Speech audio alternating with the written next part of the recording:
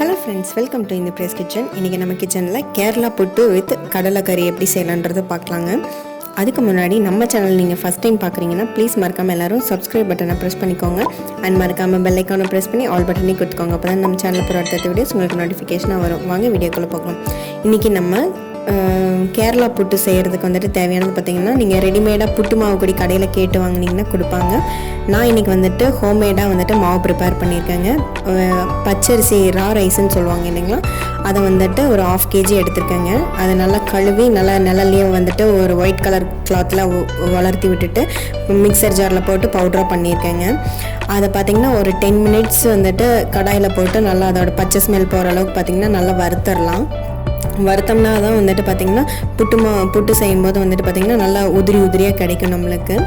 So அந்த புட்டு வந்துட்டு நல்லா வறுத்து எடுத்து வச்சுட்டோம். ரூம் டெம்பரேச்சர் அளவுக்கு ஆறட்டுங்க.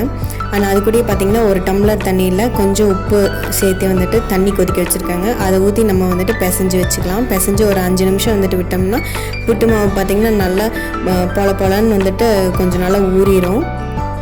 அண்ட் நம்ம வந்துட்டு ஸ்டீம் பண்ணிக்கலாம். அவ்வளோதாங்க, இதில் வேறு எந்த ஒரு ட்ரிக்கும் இல்லை.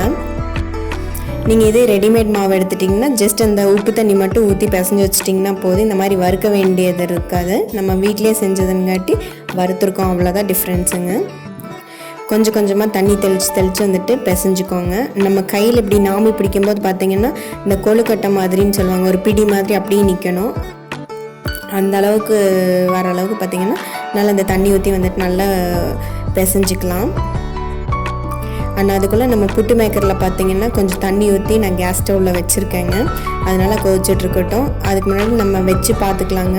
அந்த குழாயில் பார்த்திங்கன்னா லைட்டாக ஆயில் அப்ளை பண்ணிக்கோங்க. அண்ட் அதுக்குள்ளே பார்த்திங்கன்னா இந்த ஓட்டையே தட்டு இருக்கும், அது இருக்கான்னு வந்துட்டு செக் பண்ணிக்கோங்க. அது இருந்ததுனா தான் அந்த வழியாக தான் நம்மளுக்கு ஸ்டீமாகி வந்துட்டு புட்டு மேக் பண்ணி வெளியே வரும். அப்புறம் ஒரு பேட்ச் பார்த்திங்கன்னா அரிசி மாவும் ஒரு கைப்பிடி பார்த்திங்கன்னா துருவல் தேங்காய் வந்துட்டு போட்டுக்கலாங்க. நீங்கள் இனிப்பு செய்கிறதுனா இனிப்பு கூட ஆட் பண்ணிக்கலாம். இன்றைக்கி நான் வந்துட்டு கடலை கறிக்கு செய்கிறங்காட்டி உப்பு சேர்த்து பிசைஞ்ச மாவையும் வந்துட்டு ஒரு பேட்ச் தேங்காவும் அந்த மாதிரி போட்டுக்கிறேங்க. நீங்கள் இனிப்பு செய்கிற மாதிரி இருந்தால் உப்பு தண்ணி ஊற்றி பிசைய வேண்டாம், வெறும் சுடு தண்ணி மட்டும் ஊற்றி பிசைஞ்சிங்கன்னா கரெக்டாக இருக்கும். இந்த மாதிரி ஒவ்வொரு பேட்சாக வந்துட்டு பார்த்திங்கன்னா நான் 3 பேட்ச் போட்டிருக்கேன்.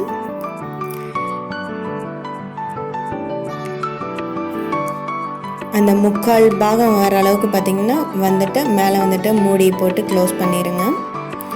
அண்ட் நம்ம புட்டு மேக்கரில் மேலே வச்சு பார்த்திங்கன்னா ஒரு 10 minutes நல்லா ஸ்டீம் பண்ண விடுங்க. சேம் ப்ராசஸ் நீங்கள் இட்லி பாத்திரத்தில் கூட இது செஞ்சுக்கலாம். ஒரு 10 minutesக்கு அப்புறம் பார்த்திங்கன்னா நம்ம கை வச்சு பார்த்தோம்னா நல்லா ஆவி நல்லா மேலே வரும் ஸ்டீம் ஆகிட்டு. பாருங்கள், உங்களுக்கு நான் காமிக்கிறேன். ஒரு ஸ்டிக் வந்துட்டு உள்ளே விட்டு பார்த்திங்கன்னா நம்மளுக்கு தெரிஞ்சிடும். ஒட்டாமல் வந்துச்சுன்னா கரெக்டான பதங்க. அப்போ நம்ம எடுத்து ஹாட்டாக சர்வ் பண்ணிக்கலாம். அண்ட் 10 minutesக்கு அப்புறம் பார்த்திங்கன்னா புட்டு வந்துட்டு நல்லா வெந்துருச்சுங்க. இந்த மாதிரி அந்த புட்டு மேக்கர்லேயே பார்த்திங்கன்னா ஒரு ஸ்டிக் மாதிரி கொடுப்பாங்க. அதை வச்சு அந்த தட்டை அப்படியே லைட்டாக தள்ளி விட்டுட்டு வந்தீங்கன்னா நம்மளுக்கு புட்டு வெளியே வந்து விழுகும். நான் 3 பேட்ச் போட்டேன்னு சொன்னேன் இல்லைங்களா, 2 பேட்ச் வந்துருச்சு. இன்னும் பாருங்கள், அடுத்த ஃபைனல் பேட்ச் வந்துருச்சு. ஆனால் அதுக்கு மேட்ச் பார்த்திங்கன்னா நம்ம கடலை கறி வச்சு சாப்பிட்டோம்னா நல்லா பெஸ்ட்டு காம்போவாக இருக்குங்க. இனிப்புன்னு பார்த்திங்கன்னா நீங்கள் கரும்பு சர்க்கரை இல்லைனா வந்துட்டு கருப்பட்டி இந்த மாதிரி கூட வச்சு சாப்பிட்லாம். ரொம்ப ஹெல்த்தியான ஃபுட்டுங்க. மந்த்லி ஒன்ஸ் இந்த மாதிரி நம்ம குழந்தைங்களுக்கு கொடுக்கலாம். அண்ட் கடலை கறி எப்படி செய்யலான்றதை பார்க்கலாங்க. அதுக்கு ஒரு பேன் நல்லா ஹீட் பண்ணிவிட்டு தனியா, சீரகம், வரமிளகாய், அப்புறம் ஒரு ஏலக்காய், பட்டை, கிராம்பு, மராட்டி மொக்குங்க, இதுதான் வந்துட்டு அந்த மசாலா ப்ரிப்பேர் பண்ணுறதுக்கான இன்க்ரீடியன்ஸுங்க. இது பார்த்திங்கன்னா அந்த பேனில் நல்லா ட்ரையாக ரோஸ்ட் பண்ணிக்கலாம். மிதமான ஒரு மீடியமான ஃப்ளேம்லேயே வச்சு பார்த்திங்கன்னா நல்லா ரோஸ்ட் பண்ணிக்கலாங்க. நம்ம இதில் வேறு எந்த ஒரு இன்ஸ்டன்ட் மசாலாவை எதுவுமே வந்துட்டு நம்ம யூஸ் பண்ண போகிறதில்ல. ஹோம்மேடாகவே எல்லாமே நம்ம ப்ரிப்பேர் பண்ண போகிறோம்.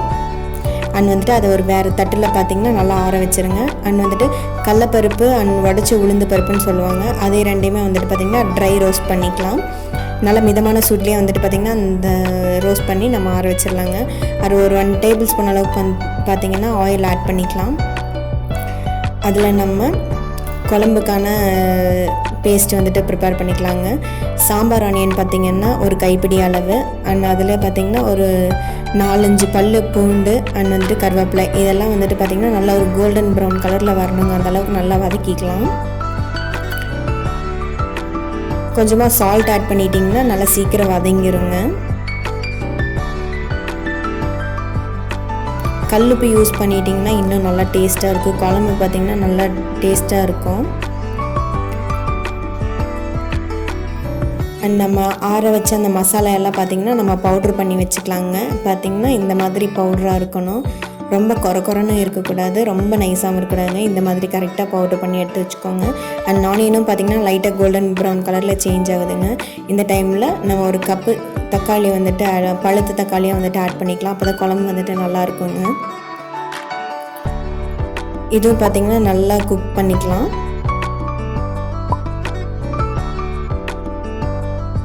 அண்ட் ஒரு பிஞ்ச் அளவுக்கு பார்த்திங்கன்னா மஞ்சள் தூள் வந்துட்டு ஒரு டேபிள் ஸ்பூன் அளவுக்கு பார்த்திங்கன்னா மஞ்சள் தூள் ஆட் பண்ணிக்கலாம். அந்த ஆனியனும் தக்காளியும் நல்லா வதங்கி ஒரு பேஸ்ட் மாதிரி ஒரு கன்சிஸ்டன்சிக்கு வரணுங்க. பாருங்கள், அந்த ஆனியன்லேயும் தக்காளியிலேருந்து தண்ணி வெளியே வந்துருச்சு இல்லையா? இந்த டைமில் பார்த்திங்கன்னா ஒரு ஃபியூ பிஞ்ச் அளவுக்கு பெருங்காயத்தூள் வந்துட்டு ஆட் பண்ணிக்கலாம். ஏன்னா நான் கடலைக்கறியில் வந்துட்டு கேஸ் ஃபார்ம் ஆகுங்க. நிறைய பேருக்கு கேஸ் வந்துட்டு பிடிச்சிரும். அதுக்காக நம்ம கொஞ்சமாக பெருங்காயத்தூள் ஆட் பண்ணியிருக்கோம். நம்ம அரைச்சி வச்சுருந்த அந்த பவுடரையும் வந்துட்டு மசாலா பவுடரையும் வந்துட்டு உள்ளே ஆட் பண்ணிக்கலாங்க. நல்லா பெரட்டி விட்டுக்கலாம். அண்ட் அதுக்குள்ளே நம்ம கோகோனட் பேஸ்ட் வந்துட்டு ப்ரிப்பேர் பண்ணிக்கலாங்க. அதுக்கு கோகோனட் துருவல், பாப்பி சீட்ஸு அண்ட் வந்துட்டு ஃபெனல் சீட் அண்ட் வந்துட்டு கொஞ்சமாக பொட்டுக்கடலை வந்துட்டு ஆட் பண்ணிக்கலாங்க. அதை ஆட் பண்ணி நம்ம நல்லா கிரைண்ட் பண்ணி கோகோனட் பேஸ்ட் வந்துட்டு ப்ரிப்பேர் பண்ணிக்கலாம்.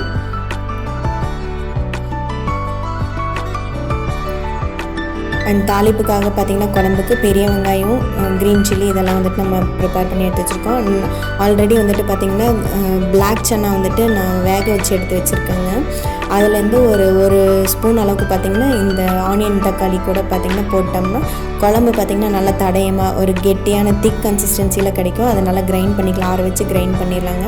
பாருங்கள், இந்த மாதிரி ரொம்ப வலுவலுன்னு அரைக்கக்கூடாது, கரெக்டான கன்சிஸ்டன்சியில் அரைச்சிக்கோங்க.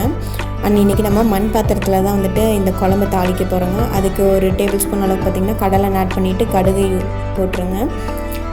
அண்ட் கொஞ்சமாக உளுந்தம்பருப்பை வந்துட்டு போட்டுக்கலாங்க. உளுந்த பருப்பு பார்த்திங்கன்னா கொஞ்சம் கோல்டன் ப்ரௌன் கலரில் நல்லா சேஞ்ச் ஆகட்டும்.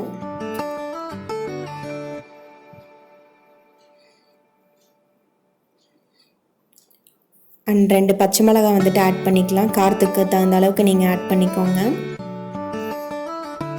அண்ட் நம்ம ஸ்லைஸாக கட் பண்ணி வச்சுருந்தா ஆனியனையும் வந்துட்டு ஆட் பண்ணிக்கலாம். கொஞ்சமாக கருவேப்பிலைங்க. ஆனியன் பார்த்திங்கன்னா நல்லா கோல்டன் ப்ரௌன் கலரில் வர அளவுக்கு நல்லா வதக்கிக்கலாங்க.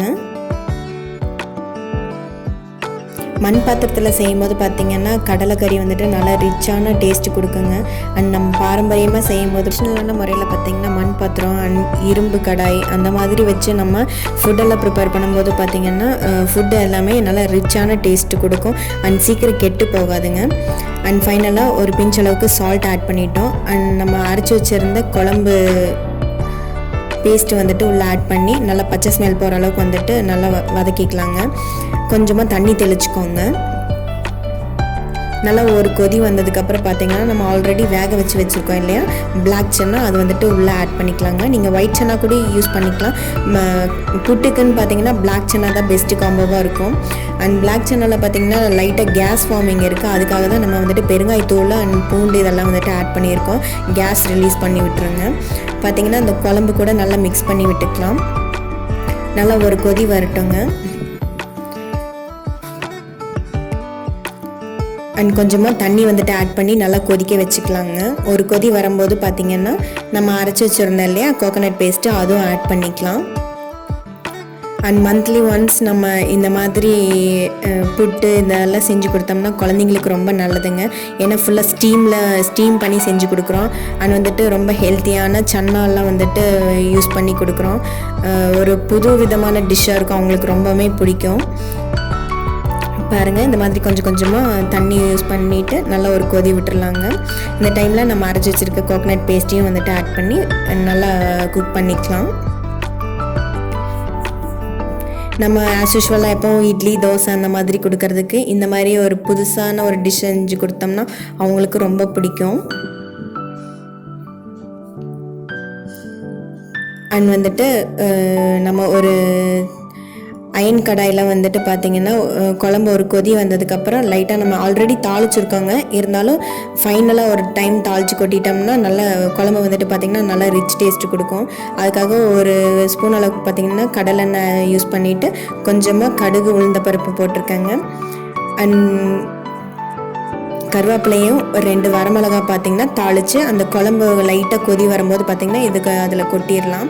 பாருங்கள், நல்லா இந்த கன்சிஸ்டன்சியில் கொட்டிட்டோம்னா குழம்பு நல்லா மணமாகவும் இருக்கும், நல்லா டேஸ்ட்டாகவும் இருக்குங்க. இன்கேஸ் நீங்கள் காலையில் செய்கிறீங்கன்னா ஆஃப்டர்நூன் வரைக்கும் பார்த்திங்கன்னா குழம்பு கெட்டு போகாமல் இருக்கும். ஏன்னா நம்ம கோகோனட்டெல்லாம் யூஸ் பண்ணியிருக்கோம் இல்லைங்களா, அதனால் கெட்டு போகிறதுக்கு சான்சஸ் இருக்குது. அதனால் இந்த மாதிரி தாளித்து கொட்டிட்டோம்னா சீக்கிரம் கெட்டு போகாது, குழம்பும் நல்லா டேஸ்ட் கொடுக்குங்க.